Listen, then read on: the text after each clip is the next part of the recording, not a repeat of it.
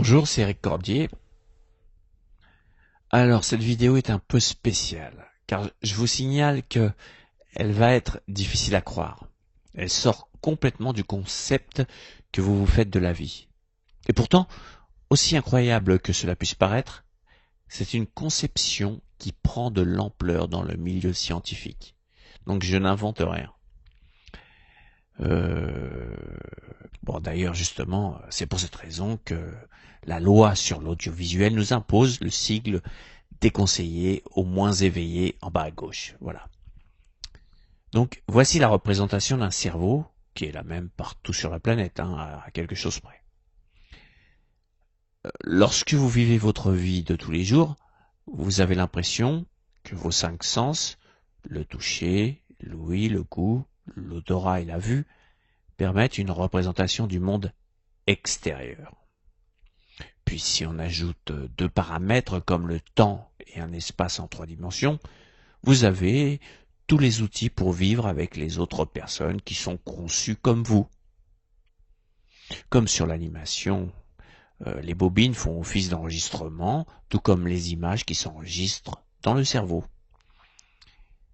Donc vous êtes tout content, vous vivez des expériences en croyant que tout ceci est réel.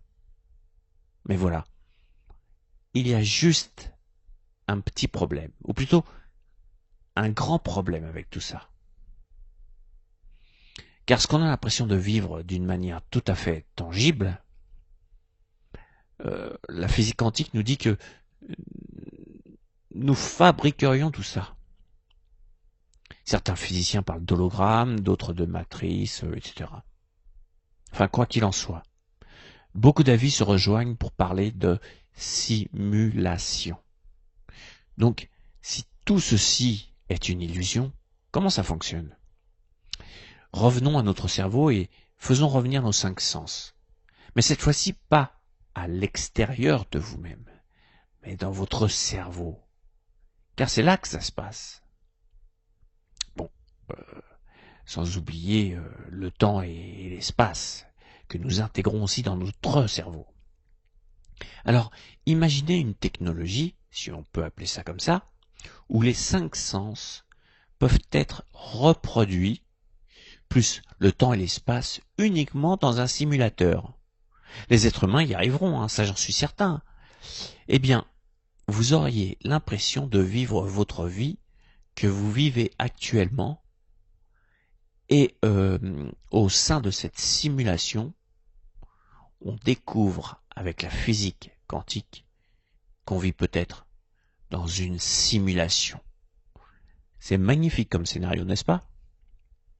Oui, mais alors, qui nous envoie tout ça? Et pourquoi nous vivons tous la même chose? On sait d'une façon certaine que le cerveau est un émetteur-récepteur. Il reçoit de l'information et peut émettre de l'information.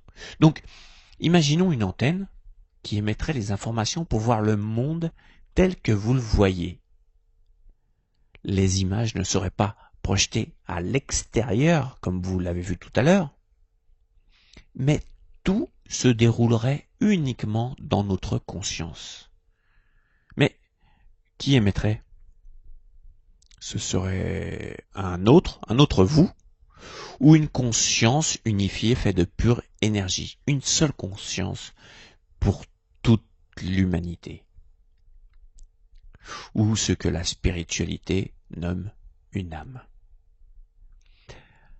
Alors, à quoi servirait cette simulation apparaissant vraie, donnant l'impression que l'on va mourir? À vivre des expériences en vue d'évoluer.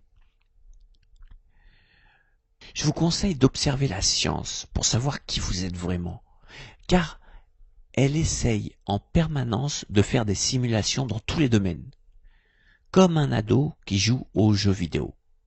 L'expérience lui fera passer plusieurs niveaux. C'est aussi simple que ça. Et ce qu'on appelle les éveils spirituels, c'est des gens qui se rapprochent de cette antenne pour voir le tout. Alors, généralement, ils sont considérés comme des illuminés, alors que c'est les plus objectifs, car ils s'éloignent et ils s'observent. exactement comme ceux qui ont fait des NDE. En fait, même si cela peut vous paraître incroyable, vous vivez depuis votre naissance dans un rêve personnel et collectif. Quand on l'accepte, la vie devient plus légère car les croyances ne nous limitent plus. Ciao, au revoir.